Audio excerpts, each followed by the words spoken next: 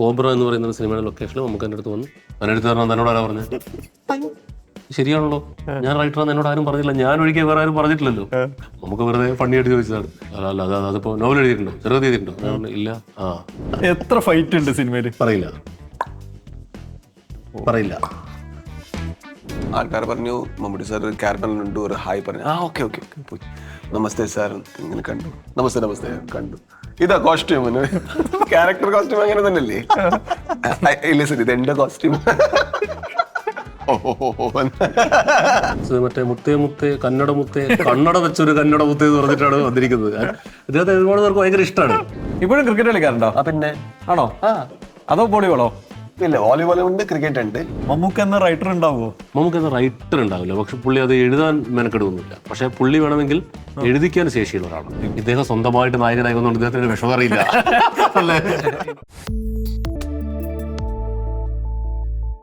നമുക്ക് ഫാക്ട് ചെക്കിൽ തുടങ്ങാം. ഇൻഡസ്ട്രിയിലെ ചില ആൾക്കാർ പറഞ്ഞത്, ചില സോഷ്യൽ മീഡിയയിലെ ചില ആൾക്കാരൊക്കെ പറഞ്ഞൊരു കാര്യമാണ് ഞാൻ ആദ്യം ചോദിക്കാൻ പോകുന്നത്. കോട്ടയം കുഞ്ഞച്ചൻ 2 കഥ ചെറുതായിട്ടൊന്ന് മാറ്റി ഡെവലപ്പ് ചെയ്തതാണ് ടർബോ എന്ന് കേട്ടു, ശരിയാണോ? അല്ല. ഇനി മറ്റൊരു ഫാക്ടറിക്കും കൂടെ പറഞ്ഞുതരാം. ടർബോ പീറ്റർ എന്ന പേരിൽ ഞാൻ അനൗൺസ് ചെയ്ത കഥയാണോ ടർബോ? അതുമല്ല. ഓക്കെ, എന്നാൽ എന്താണ് ടർബോ? പുതിയൊരു കഥയാണ്. ടർബോ ഒരു കൊമേഴ്ഷ്യൽ എൻ്റർടൈനറാണ്, ഒരു എൻ്റർടൈനർ സിനിമയാണ്, ഒരു സ്റ്റാർ ഡ്രിവൺ സിനിമയാണ്.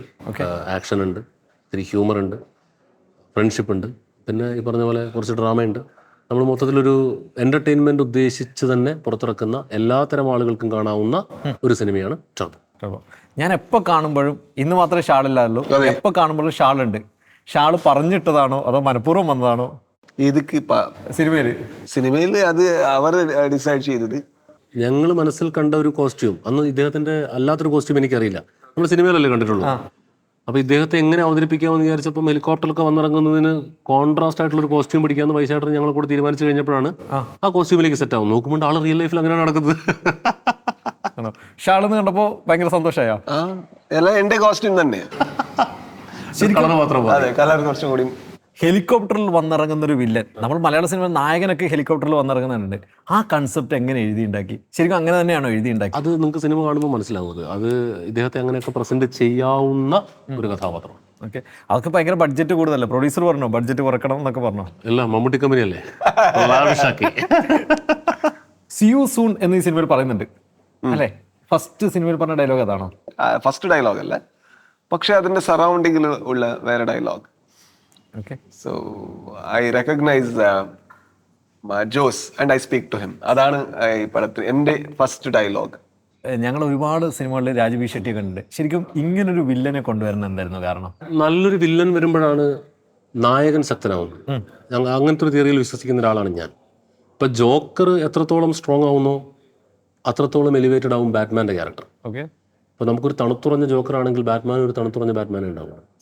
അപ്പോൾ അതുപോലെ ഒരു തണുത്തുറഞ്ഞ ഒരു വില്ലനാണെങ്കിൽ നായകനും തണുത്തു പോകും. അപ്പോൾ നമ്മൾ ആദ്യം, ഇപ്പോൾ എൻ്റെ മുൻ സിനിമകളിലൊക്കെ നിങ്ങൾക്കറിയാം, നമ്മൾ ഇപ്പോൾ അഞ്ചാം പാതിരിയാണെങ്കിലും ഗരുഡനാണെങ്കിലും ഓസ്ലറാണെങ്കിലും ഒക്കെ നമ്മൾ ഈ പറഞ്ഞ പോലെ നല്ലൊരു വില്ലനെ, പ്രതിനായകനെ സൃഷ്ടിക്കാനുള്ള ശ്രമങ്ങൾ നടത്തിയിട്ടുണ്ട്. അതുപോലെ തന്നെ ടർബോയിലും നല്ലൊരു പ്രതിനായകൻ ഉണ്ടാവണം, അപ്പോഴല്ലേ നായകനാവും. ഒരുപാട് ഓപ്ഷൻ ഉണ്ടായിരുന്നു അവനിൽ. ഇല്ല, കണ്ടിട്ടില്ലാത്ത മലയാളിക്ക് അത്ര പരിചയമില്ലാത്ത ഒരാൾ അവതരിപ്പിക്കണം. കാരണം കഥാപാത്രം മലയാളി ചെയ്താൽ ശരിയല്ല, തമിഴനാണ്. തമിഴ് സംസാരിക്കുന്ന ഒരാളാണ്, മലയാളം അദ്ദേഹത്തിന് അറിയാം. അങ്ങനെയാണ് നമ്മൾ വില്ലനെ രൂപപ്പെടുത്തിയിരിക്കുന്നത്. അപ്പോൾ വന്ന നമ്മൾ ആലോചിച്ച ലിസ്റ്റുകളിലെ ആദ്യത്തെ പേരുകളിലൊന്ന് ഇദ്ദേഹത്തിൻ്റെയാണ്. ഇദ്ദേഹത്തോട് തന്നെ ചോദിച്ചു, ഇദ്ദേഹത്തെ തന്നെ കിട്ടുകയും ചെയ്തു. ആരാ വന്ന് കഥ പറഞ്ഞത്? മമ്മൂക്ക പടം വൈശാഖ് സാർ പറഞ്ഞു. എനിക്ക് ഫസ്റ്റ് റോനെക്സ് എൻ്റെ മേക്കപ്പ് ആർട്ടിസ്റ്റ്, അവരുടെ ഫോൺ വന്നു, ഇങ്ങനെ ഒരു പടം ഉണ്ട്, സ്ക്രിപ്റ്റ് കേൾക്കാൻ പറ്റും. അപ്പോൾ ഞാൻ കൊച്ചിയിൽ തന്നെ ഉണ്ടായിരുന്നു. ഞാൻ ടർബോയുടെ ടോബിയുടെ പ്രൊമോഷൻ ഉണ്ടായിരുന്നു. Thank you. പ്രൊമോഷൻ ഉണ്ടായിരുന്നു. അപ്പോൾ അവർ എനിക്ക് he narrated the story, and the moment he narrated I was very surprised with the character that he's offering me, because the film had very big stars. There is Mammootty sir, of course, there is Sunil, and there is Kabir, and there are good actors who have proved to be very, very powerful negative characters. And now I need to do a negative character in front of them was something a little scary for me. But the clarity that the director had was a very convincing one for me, because I knew that if I trust him, he will pull off this character, because I always think that director should pull off first so that actors can follow them. he had that clarity, and that it was well written. So I didn't had to do anything. Like, I had to just get down from the helicopter and do this. That's all. So he had written it well, and they shot it well. So the moment I heard, I thought like, okay, I'm shooting, but when is the shooting? When is the shooting happening? He said 15th. Oh, 15th. I thought like, 2000, in next year they'll start and everything.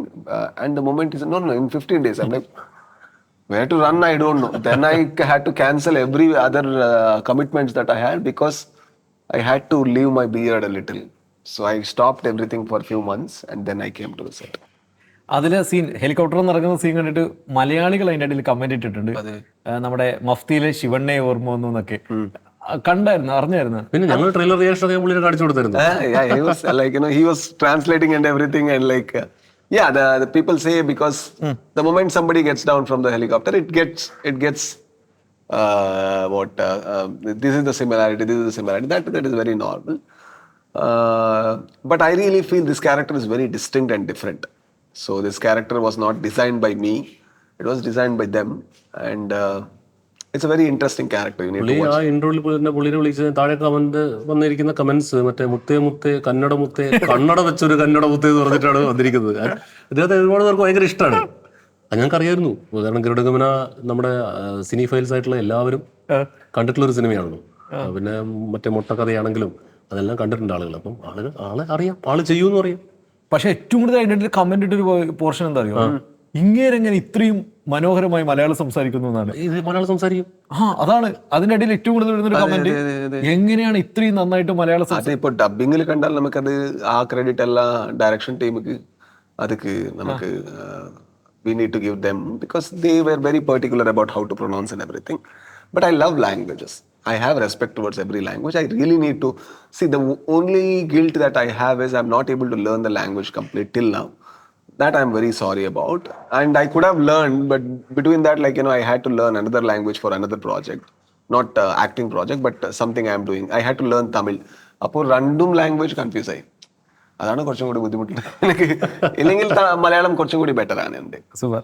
Love this part എന്ന trailer പറയുന്നുണ്ട്. I just love this. Okay, എന്താണ് ഈ സിനിമയിലെ ഏത് പാർട്ടാണ് ഏറ്റവും കൂടുതൽ ഇഷ്ടപ്പെട്ടത്? പറഞ്ഞ സ്പോയിലർ ആയി പോകും, അതുകൊണ്ട് പറയാൻ പറ്റില്ല. ഏത് പാർട്ടാണ് ഏറ്റവും ഇഷ്ടപ്പെട്ടത്? I love the passion of the director. That part I love because entirely different answer for you. yeah, you won't get anything from me, that's for sure. See, the reason, like, even though you may not be interested in that answer, but I am very interested because I am a person who would support technician to the fullest because I'm a technician. I'm not an actor. I act, but I'm a technician. അവരുടെ ഒരു passion, നമ്മുടെ വൈശാഖയുടെ passion, we were speaking about even in the set, not even in this, like we wouldn't conceive that shot in that order at all. The way he was, putting all his effort to make this shot a wonderful shot and to make this film as entertaining as possible, I really feel I just loved that part. വൈശാഖാണെങ്കിൽ ഒരു രക്ഷയില്ല, മമ്മൂക്കനെ കൊണ്ട് ഭയങ്കരമായിട്ട് action ചെയ്യിപ്പിച്ചായിരുന്നു. വൈശാഖേട്ടൻ ഇതിലെ action top notch ആയിരിക്കണം എന്ന് വിചാരിച്ച് തന്നെ തുടക്കം തൊട്ടേ ഒരു പ്ലാനിൽ നീങ്ങിയ ഒരാളാണ്. ഇപ്പം ഫീനിക്സ് പ്രഭു എന്ന് പറയുന്ന നമ്മുടെ ഇതിൻ്റെ ആക്ഷൻ ഡയറക്ടറും എഡിറ്റർ ഷമീർ മുഹമ്മദും, ഷമീറാണ് ഈ പ്രൊജക്റ്റ് വൈശാഖേട്ടൻ്റെ അടുത്ത് കൊണ്ടുവരുന്നത്. അപ്പോൾ ഇവർ 3 പേരും ചേർന്ന് ഈ ആക്ഷൻ വളരെ വൃത്തിയായിട്ട് പ്രീ പ്ലാൻ ചെയ്യുകയും റിഹേഴ്സ് ചെയ്യുകയും അതിലേക്ക് മമ്മൂക്ക എക്സ്ട്രാ ഓർഡിനറി എഫേർട്ട് എടുക്കുകയും ചെയ്തു. അപ്പോൾ അത് നിങ്ങൾക്ക് ഇപ്പോൾ ഈ ട്രെയിലർ വന്നപ്പോൾ എല്ലാവരും ആ പറയുന്ന ആക്ഷനിലെ വൗ ഫാക്ടർ ഇവരെല്ലാവരും കൂടെ ചേർന്ന് കഷ്ടപ്പെട്ട് സൃഷ്ടിച്ച ഒരു ഒരു ഒരു ഒരു സൃഷ്ടിച്ചത് തന്നെയാണ്. കാരണം അത്രയും കഷ്ടപ്പെട്ടിട്ടുണ്ട് അതിന് വേണ്ടിയിട്ട്, മമ്മൂക്കയാണെങ്കിലും വൈശാഖേട്ടനാണെങ്കിലും എല്ലാവരും.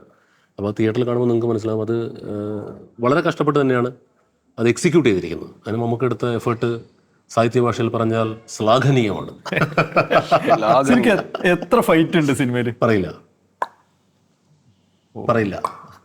നിങ്ങൾ ട്രെയിലറിൽ കുറെ അടി കൂടി ചെയ്തല്ലോ, പിള്ളേർക്ക് പറയുന്നുണ്ടല്ലോ, പോലീസ് സ്റ്റേഷൻ അടി, ബസ്സിലടി എന്നൊക്കെ പറഞ്ഞിട്ട്. അങ്ങനെ കാണാം, നമുക്ക് നോക്കാം. വൈശാഖ് പുലിമുരുകൽ ഇങ്ങനെ ഫൈറ്റ് ലാലേട്ടനെ കാണിച്ചു കൊടുക്കുന്നുണ്ട്, അതുപോലെ ഇതുപോലെ കാണിച്ചു കൊടുത്തായിരുന്നു. ഇത് നമ്മൾ ഓൾറെഡി റിഹേഴ്സ് ചെയ്തുകൊണ്ട് നമ്മുടെ അടുത്ത് വീഡിയോ തന്നെയുണ്ട്. നമ്മൾ സ്റ്റുഡിയോയിലിട്ട് സെറ്റ് ചെയ്ത് റിഹേഴ്സ് ചെയ്തിട്ട് ആ റിഹേഴ്സ് ചെയ്ത് ഫൈനൽ ചെയ്ത സാധനമാണ് എക്സിക്യൂട്ട് ചെയ്യാൻ വേണ്ടി വന്നത്. ടർബോ എന്നുള്ള പേരെങ്ങനെ വന്നു? ഇതിൻ്റെ പേര് ആദ്യം മറ്റൊന്നായിരുന്നു, ഞാൻ പറയുന്നില്ല, മറ്റൊരു പേരായിരുന്നു.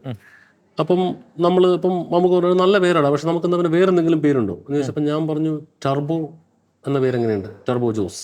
അത് ഞാൻ പറഞ്ഞു മുൻപ് ഞാനിങ്ങനെ ഒരു സിനിമ പ്ലാൻ ചെയ്തിരുന്നു ജയേട്ടനെ വെച്ചിട്ട്.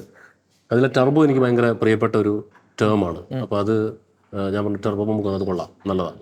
ടർബോ ജോസ് ഇടണോ ടർബോ എന്ന് ഇടണമെന്ന് കുറേ പേര് നമുക്ക് ടർബോ തന്നെയാണ് നല്ലത്. അങ്ങനെയാണ് ടർബോയിലേക്ക് നമ്മൾ എത്തുന്നത്. പിന്നെ ഈ ക്യാരക്ടറുമായിട്ട് ചെറിയൊരു ബന്ധം കൂടി ഈ ടർബോ എന്നുള്ള വാക്കിനുണ്ട്. കാരണം പേരും നമ്മുടെ കഥാപാത്രത്തിൻ്റെ സ്വഭാവവും തമ്മിലും സിനിമയുടെ സ്വഭാവമൊക്കെ തമ്മിൽ ബന്ധമുണ്ട്.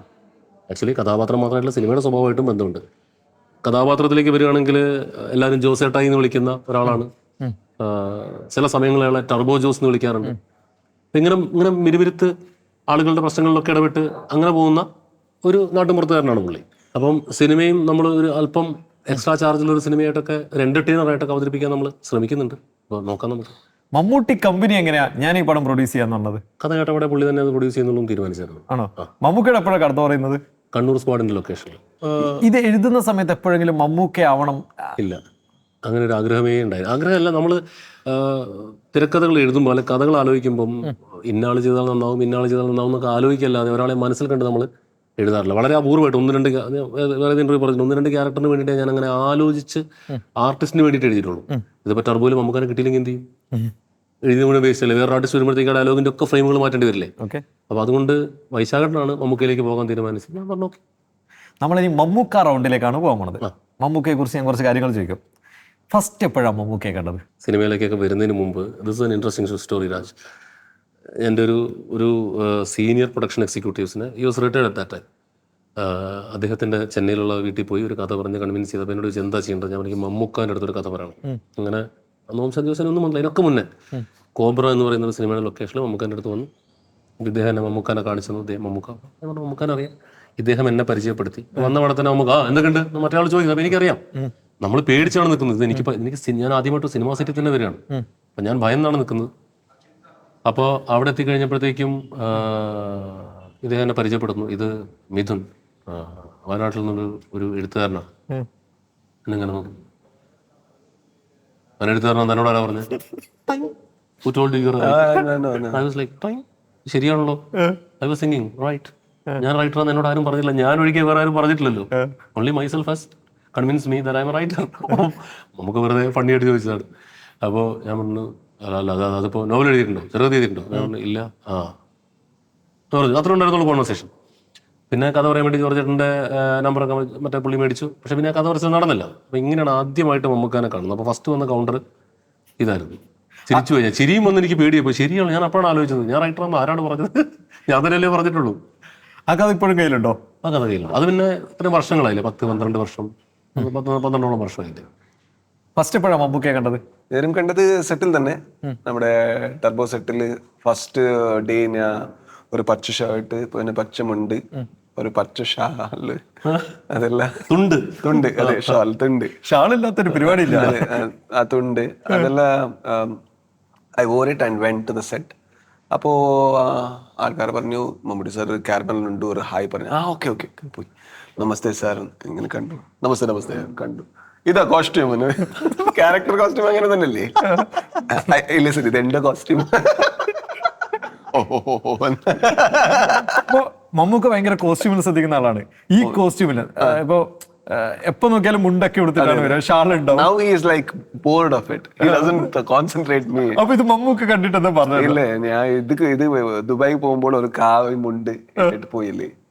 അപ്പൊ പോകുമ്പോൾ അവർ ഇതിൽ മുമ്പ് ഫസ്റ്റ് ക്ലാസ്സിൽ സാറുണ്ട്. അപ്പോ അവരുടെ സുഹൃത്ത് എന്നിട്ട് പറഞ്ഞു മമ്മൂട്ടി സാർ അവിടെ വന്നു. So I said like, sir, hello sir, namaste. So I said, sir, he was wearing very good costume. Like you look so class, sir. It's so good. Like Kavi. I'm like, what would he say next? I said, Monte Kavi. Okay, I came back. Now he knows, like, I'll wear the same costume. First കണ്ട മമ്മൂക്ക പടം അതെൻ്റെ ഓർമ്മയില്ല കേട്ടോ. കാരണം നമ്മൾ ദൂരദർശനിലൊക്കെ സിനിമകൾ വന്നുകൊണ്ടിരുന്ന കാലത്ത് അങ്ങനെയാണ് സിനിമകൾ കാണുന്നത് തന്നെ. അപ്പം അടുത്ത വീടുകളിൽ പോയി കാണുമ്പം അന്ന് കുറേ സിനിമകൾ പല കോലത്തിൽ. എനിക്ക് പപ്പയുടെ സ്വന്തം അപ്പൂസ് പിന്നീടാണ് ഞാൻ കാണുന്നത് എല്ലാം ഇറങ്ങിയിട്ട്. ഓർമ്മയില്ല. കുറേ പടങ്ങൾ ടി വിയിൽ കണ്ടിട്ടുണ്ടെന്നുള്ളത്. തിയേറ്ററിൽ കണ്ടത് ഓർമ്മയുണ്ടോ? അത് ഓർമ്മയില്ല ഏതാ ഫസ്റ്റ് എന്നുള്ളത്. എല്ലാ കാലത്തും പുള്ളി അവിടെ ഉണ്ടായിരുന്നു, അത് മാത്രം നമുക്കറിയാം. മമ്മൂക്കന്റെ പടം തിയേറ്ററിൽ കണ്ടിട്ടുണ്ടോ? തിയേറ്ററിൽ കണ്ടിട്ടുള്ള പടം mostly no, but I have seen Rajamanikam glimpses because it was also made in Kannada. So I saw Bellary Ballari Naga. Vishnuvardhan It didn't work out well in Kannada. So the slang, the attitude, the way he delivered dialogue and everything. For that I saw that, and then like recently, the most recent is Brahmayugam. So I was shocked by the way he could change so easily and so convincingly was very shocking. Okay. Mammukka തന്ന tip എന്താ? പുള്ളി ഞാൻ കൂടെ പല കാര്യങ്ങളും സംസാരിക്കാറുണ്ട്. അങ്ങനെ ടിപ്പുകളായിട്ട് പുള്ളി അവരുടെ ബെസ്റ്റ് ക്വാളിറ്റി എന്ന് വെച്ചാൽ he doesn't tip you like he's a knowledgeable person, he will suggest you like a friend. അല്ലേ? അതെ.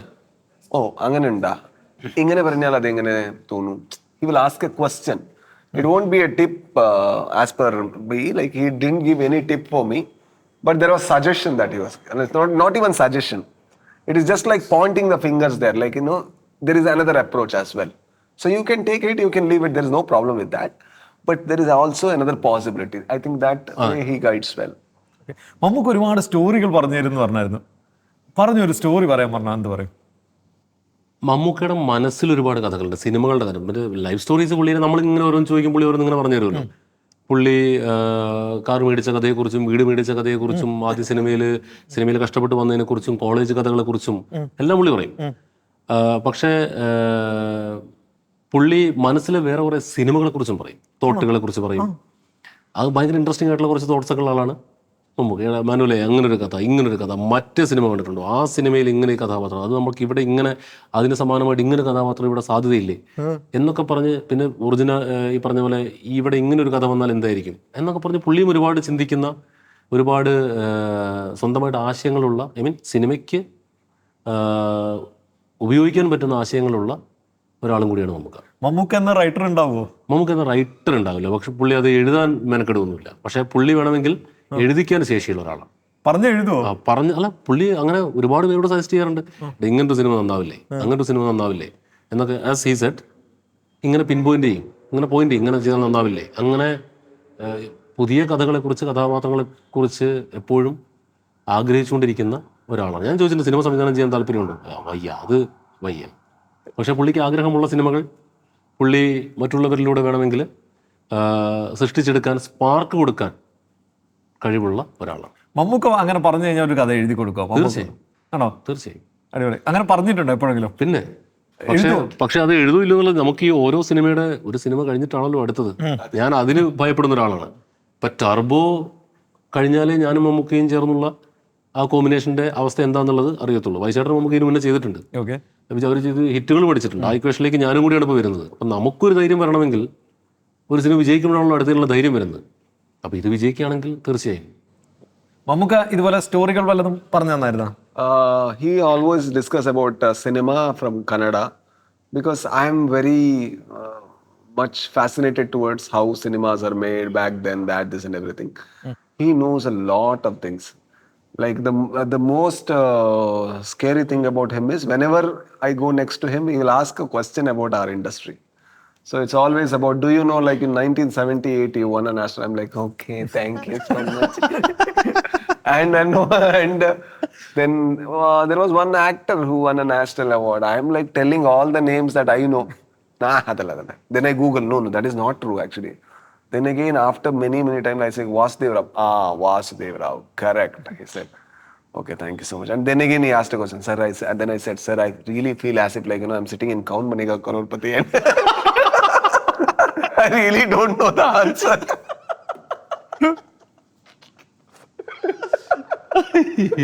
ഫുഡ് തന്നായിരുന്നു Mammukka? Ayyo. He'll be eating something and they're like, take it. And then like, that in that take it, there is no other option. You need to take it. എന്താ തന്നത്? എന്താണോ പുള്ളി കഴിക്കുന്നത്? Whatever he is eating, he'll always share. But it is as if like, take it, that's all. Can you take it? There is no can you. You need to take it. And whenever he was angry and said because of several things that sometimes when that is not happening smooth or anything, I'll be standing, okay. I'll be standing and looking where to run and everything. And then he will express his anger, and then suddenly he turns towards me. Why are you standing? You sit. Okay, sir. Okay.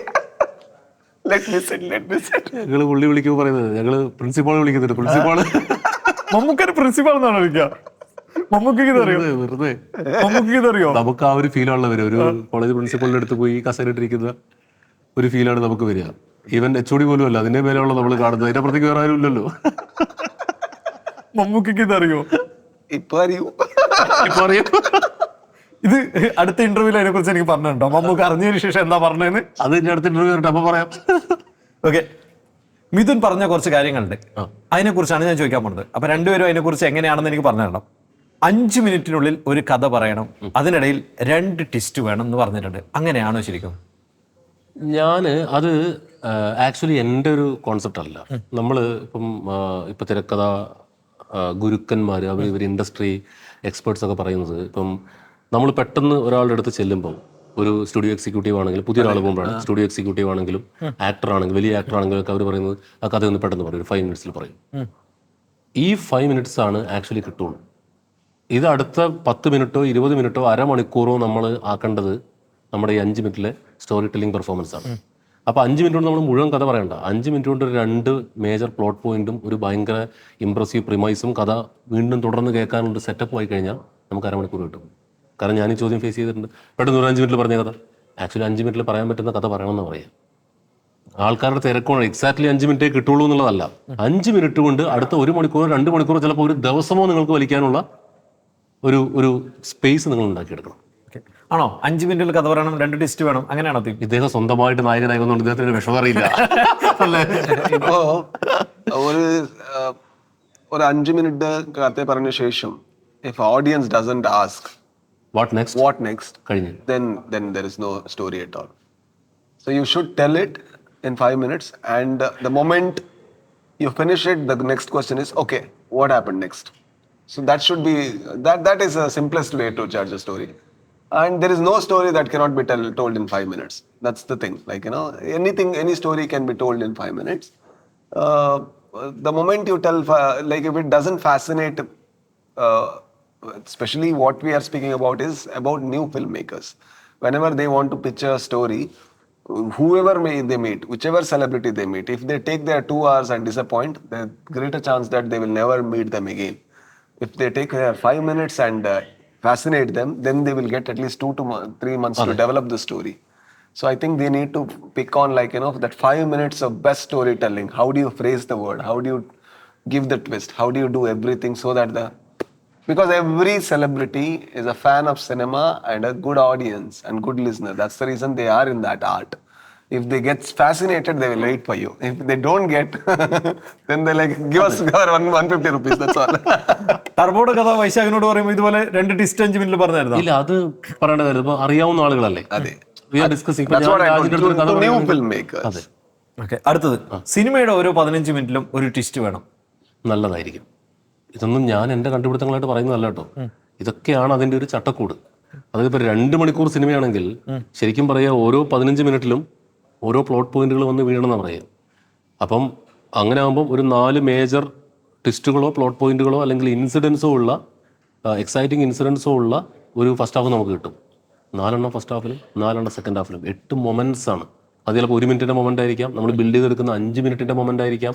ഇങ്ങനെ 8 മൊമെന്റുകൾ ഉണ്ടെങ്കിൽ ആളുകളെ മറ്റേ ആവേശം കൊള്ളിക്കുന്ന, ചിരിപ്പിക്കുന്ന, what ever emotion നിങ്ങൾ ഉദ്ദേശിക്കുന്ന ഏത് ജോണറാണോ അങ്ങനത്തെ ഒരു 8 മൊമെന്റ് ഉണ്ടെങ്കിൽ ആ സിനിമ ഹിറ്റാണ്. ടർബോയിൽ ഇങ്ങനെ എത്ര ട്വിസ്റ്റ് ഉണ്ട് ഓരോ 15 മിനിറ്റ്? പറയില്ല. So it may not be about twist also. It may be about moments, as you Moments. said. It's not only about twist. It's about moments. Like the moment where something happens to the audience, or something, they're fascinated by it, saddened by it, emotional by it, angered by it. Something happens intensely. അതെ. That is what he's saying. It's not about twist. It is going like turn. That is not the thing. It is going that something happens. It might elevate, it might turn, it might something that might happen. അതെ. അതിനെന്താ technical ടേംസിൽ what incident, exciting incident എന്നുള്ളതാണ് ഉദ്ദേശിക്കുന്നത്. Inciting incidents അത് സംഭവിച്ചുകൊണ്ടിരിക്കണം. അടുത്തത് 5 പേജിൽ കഥ എഴുതണം, അത് ഓക്കെ അല്ലെങ്കിൽ നിർത്തണം. 100%. I would agree with that. അങ്ങനെ ഉണ്ടോ? അങ്ങനെ ആരാണ് ഇതിൽ കൂടുതൽ വായിക്കുക? നമ്മൾ സിനോപ്സിസ് അയച്ചു കൊടുക്കാൻ പറഞ്ഞാൽ നീ ഒരു 30 മിനിറ്റ് സിനോപ്സിസ് എനിക്ക് തന്നെ അയച്ചു നോക്ക്, 30 പേജ്. നമ്മളിങ്ങനെ when we look at it load of synopsis are coming, നമ്മൾ ഇങ്ങനെ നോക്കിയിട്ട് 30 പേജ് വായിക്കണമല്ലോ, വായിക്കുമായിരിക്കും, ഇതിന് സമയം കണ്ടെത്തണ്ടേ. നേരെ മറിച്ച് 5 പേജുള്ളൂ, ടക്ക് PDF തുറക്കുകയായി. ഒരു ദിവസം 1 മണിക്കൂർ കഥ എഴുതിയാൽ 1 മാസം കൊണ്ട് ഒരു സിനിമ. അയ്യോ അത് വലുത്. I think 1 hour per day any writer if he is writing is a great writer. അല്ലേ? കണ്ട, 1 മാസം കൊണ്ട് തിരക്കത് തീരും. Great writer. He is fantastic writer. അങ്ങനെ ഉണ്ടോ? 1 മാസം കൊണ്ട്? വെറുതെ മണിക്കൂറുകൾ നീ ആലോചിച്ച് നോക്കൂ. 1 month 120 pages. 120 pages of script. And divide for, like write 2 page in the morning, 2 page in the evening. Now tell me, like doesn't it not finish in? You cannot write. That's the problem. But if you calculate like that logistically, yeah, it is possible in one. I have written script in 5 days. It can be done. There is nothing that like it is not possible or anything. I have written 22 to 25 pages of finished product in 1 day. That can be done. But I write fastly and then waste my time for months. So that's my. Turbo എത്ര ദിവസം കൊണ്ട് എഴുതി തീർത്തു? Turbo first draft പെട്ടെന്ന് എഴുതി. പിന്നെ നമ്മൾ ഡിസ്കഷനും പരിപാടികളും കറക്ഷൻസും ഒക്കെ വെച്ചിട്ട് അടുത്ത ഡ്രാഫ്റ്റുകളൊക്കെ ഒരുപാട് ചർച്ചകൾക്കൊക്കെ ശേഷം എഴുതി. ഫസ്റ്റ് ഡ്രാഫ്റ്റൊക്കെ എനിക്കൊന്ന് 1 മാസം കൊണ്ട് 1 മാസം 1.5 മാസം കൊണ്ട് നമ്മൾ പൂർത്തിയാക്കി. ശരിക്കും ഫസ്റ്റ് തോട്ട് എന്തായിരുന്നു ടർബോയുടെ? ഇപ്പം ഏതൊരു നാട്ടിലാണെങ്കിലും, ഇപ്പം നാട്ടിൻപുറങ്ങളിലാണെങ്കിലും ചിലപ്പം നഗരങ്ങളിലെ ക്ലബ്ബുകളിലാണെങ്കിലും ഒക്കെ ഏതൊരു പുരുഷ ഗ്രൂപ്പിലും നമ്മളൊക്കെ സ്നേഹപൂർവ്വം ചേട്ടായി എന്ന് വിളിക്കുന്ന, നമുക്കൊക്കെ ഒരു ഹീറോ വർഷിപ്പ് തോന്നുന്ന എൽഡർ ഉണ്ടാവും, ഒരു സീനിയറായിട്ട്. നമ്മുടെ പ്രായം പോലും ആയിരിക്കില്ല പുള്ളി, പക്ഷെ നമുക്കൊക്കെ ആരാധന തോന്നുന്ന, ഓ ചേട്ടായി എന്നാ ഉണ്ട്, എന്നാ ഉണ്ടോ മക്കളെ എന്ന് പറഞ്ഞ് വരുന്ന ഒരു ചേട്ടായി നമുക്കുണ്ടാവും. ഞാൻ എൻ്റെയൊക്കെ കുട്ടിക്കാലത്ത്, എൻ്റെയൊക്കെ ബാല്യത്തിലും കൗമാരത്തിലും ഒക്കെ അങ്ങനത്തെ ആളുകൾ നാട്ടുമ്പുറങ്ങളിലുണ്ടായിരുന്നു. എൻ്റെ നാട്ടുമ്പുറത്തുണ്ടായിരുന്നു. ഉണ്ടോ? ഉണ്ട്. പിന്നെ അവരിന്നാണ് ഇൻസ്പയർ ചെയ്തിട്ടാണ് അങ്ങനെ വരുമ്പോൾ ജോസേട്ടായേ എന്ന് മറ്റേ ശബരീഷിന്റെ ക്യാരക്ടർ വിളിക്കുന്നത് അങ്ങനെയുള്ളൊരു സീനിയർ ചേട്ടനെയാണ്. അപ്പോൾ അതാണ് ഇൻസ്പിറേഷൻ. നമ്മൾ കണ്ടിട്ടില്ല, നമുക്ക് ഹീറോ വർഷിപ്പ് തോന്നിയിട്ടുള്ള പല ചേട്ടായിമാരിലെ ഒരു ചേട്ടായിയാണ് ഈ ജോസേട്ടായി. ഇപ്പോഴും ജോസി ഭാഗമറ്റത്തിന്റെ ഫാനാണോ? തീർച്ചയായും. ഞാൻ ഇഷ്ടം പോലെ പുള്ളിയുടെ വായിച്ചിട്ടുണ്ട്. ഇപ്പോഴും വായിക്കാറുണ്ടോ? ഇല്ല, ഇപ്പോൾ വായിക്കാറില്ല. ആണോ? ഇപ്പൊ പിന്നെ നമ്മൾ ആഴ്ചപ്പതിപ്പ് വായന പതുക്കെ നിന്നല്ലോ. പക്ഷെ പുള്ളിനെ ഞങ്ങൾ കണ്ടു, സംസാരിച്ച്, ഞങ്ങൾ ഒരുമിച്ച് ബാഡ്മിന്റൺ കളിച്ചിട്ടുണ്ട്. ആണോ? ഓ, പുള്ളിനെ അടുത്തറിയാലോ. പുള്ളി അങ്ങനെ ബാഡ്മിന്റൺ കളിക്കുന്നതാണ്. പുള്ളിന്റെ മകനെ എനിക്കറിയാം. ആ സമയത്ത് ജോയിസിയുടെയും CV നിർമ്മലയുടെ ഒക്കെ വായിക്കുമായിരുന്നു. പിന്നെ കർണാടകത്തിൽ ഇതുപോലെ ആഴ്ചപ്പതിപ്പിൽ വീക്കിലിൽ നോവൽ എഴുതുന്ന ആൾക്കാരുണ്ടോ? ഉണ്ട്, പക്ഷെ ഇപ്പോ അത് കുറവായി. നമ്മുടെ ചൈൽഡ്ഹുഡിൽ കൂടുതലുണ്ടായിരുന്നു. ഓക്കെ, ഇനി നിങ്ങളോട് ചോദിക്കാനുള്ള ചോദ്യമാണ്, കാന്താര 2 തുടങ്ങിയോ? ഉണ്ടോ? തുടങ്ങി ഷൂട്ടിംഗ് തുടങ്ങി, ഇപ്പൊ തന്നെ തുടങ്ങി. So they started just now. So they might take a long time because it's a big film. ഉണ്ടോ? തുടങ്ങിയിട്ടുണ്ട്. ഞാനുണ്ടോ? ഇല്ല, ഞാനില്ല. So because I'm too occupied with too many things, like I'm not able to contribute to the film. So I'm not doing anything, but they have started shooting. വിളിച്ചായിരുന്നോ പഴയതുപോലെ ചില സീനുകൾ shoot ചെയ്യാൻ വേണ്ടി വരുമെന്ന്? ഇല്ല, I think this time they have a proper plan and they have much more bigger budget. So they can actually like hire anybody who would actually add value to the film. And they have just started. Okay, മലയാളികൾ ഒരുപാട് പേര് കാത്തിരിക്കുന്നുണ്ട് രക്ഷിത്, ഋഷഭ്, രാജ് ഒരു പടത്തിന് വേണ്ടിയിട്ട്, ഷെട്ടി ഗാങ്ങിന്റെ ഒരു പടത്തിന് വേണ്ടിയിട്ട്. I don't think it will happen anytime soon. Not at all. എല്ലാവരും തിരക്കിലാണ്. So I don't think. നിങ്ങളുടെ ഒരു ഇന്റർവ്യൂ ഉണ്ട്, എനിക്ക് തോന്നുന്നു ഗണേഷ് ഏട്ടന്റെ കൂടെ. ആ ഇന്റർവ്യൂ എനിക്ക് ഭയങ്കര ഇഷ്ടമാണ്. കന്നഡയില് ഗോൾഡൻ സ്റ്റാർ ഗണേഷിന്റെ കൂടെ ഒരു ഇന്റർവ്യൂ ഉണ്ട്. നിങ്ങൾ ബാറ്റ് ക്രിക്കറ്റ് ഇപ്പോഴും ക്രിക്കറ്റ് കളിക്കാറുണ്ടോ? പിന്നെ ആണോ? അതോ വോളിബോളോ? ഇല്ല, വോളിബോൾ ഉണ്ട്, ക്രിക്കറ്റ് ഉണ്ട്. So volleyball there are very less players, so that's why I like volleyball more. So they have changed it to cricket. Anything which makes you interact with people. Yeah, that's anything. Any game is fine. Okay, ആറാം പതിര ആദ്യം ഞാൻ അതിന് മുന്നേ നടത്തിയ promise delivery ചെയ്യാൻ പോവാണ്. ആട് 3 തുടങ്ങിയോ? ഇല്ല, അതിന്റെ അടുത്ത പടം അതായിരിക്കും. ഓക്കെ, അപ്പോൾ അതിന്റെ എഴുത്തിലേക്ക് കിടക്കാൻ ടർബോന്റെ ബഹളം ഒരു സീരീസ് ഷൂട്ട് ചെയ്യുന്നുണ്ട്. അത് കഴിഞ്ഞാൽ പിന്നെ അതിന് ശേഷം ഉണ്ടാവുള്ളൂ ആറാം പതിനെ കുറിച്ചുള്ള ആലോചനകൾ. അതിന് മുന്നേ പ്രോമിസ് ചെയ്തത് ആദ്യം ഡെലിവറി ചെയ്യട്ടെ എന്നുള്ള പക്ഷത്തിലാണ് നിൽക്കുന്നത്. ആട് 3 ക്രിസ്മസ് റിലീസ് ആയിരിക്കും. കുറച്ച് വലിയ സിനിമ, സമയം എടുക്കുന്നത്. ആണോ? പഴയ എല്ലാ ക്യാരക്ടറും പുതിയ ആൾക്കാരൊക്കെ വരുമോ? Too early to say. അത് കേട്ട് മമ്മൂക്കയുടെ ആക്ഷൻ കണ്ട് കോരിത്തരിച്ചാ? No comments. പറയാൻ പോകണമെന്ന് പറഞ്ഞു. ഒന്നുമില്ല. മമ്മൂക്ക ആക്ഷൻ ചെയ്യുന്നതിന് കുറെ ആൾക്കാർ സോഷ്യൽ മീഡിയയിലുണ്ട് അഴിഞ്ഞാട്ടാണ് മമ്മൂക്കയുടെ. ശരിക്കും നേരിട്ട് കണ്ടാണല്ലേ, എങ്ങനെയുണ്ടായിരുന്നു Mammukka action? His passion is very inspiring for sure. There is no doubt about it, Ali. So it's not about his age at all. If you can do in any age, that's absolutely brilliant. If you can perform like him, which is, you will be a legend.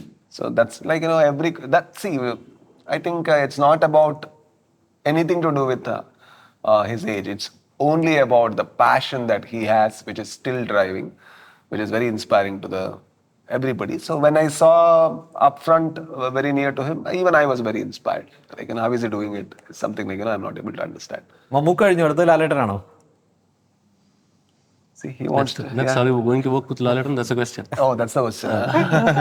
So I don't plan that way. Like, you know, I cannot sign a document and give it to the, like, you know, okay, now I finished Mammootty sir, now please give me Lalaton. But if I get, I would be very lucky for sure. Like, you know, I have embraced his acting as well. Oh my God, he's a legend in every matter. But that is not what I would decide. Like, you know, what is the next character? That is my primary question would be. If the character is interesting, I would do with anyone. If otherwise, there is no point, I think. Thank you. Thank you so much. Thank you.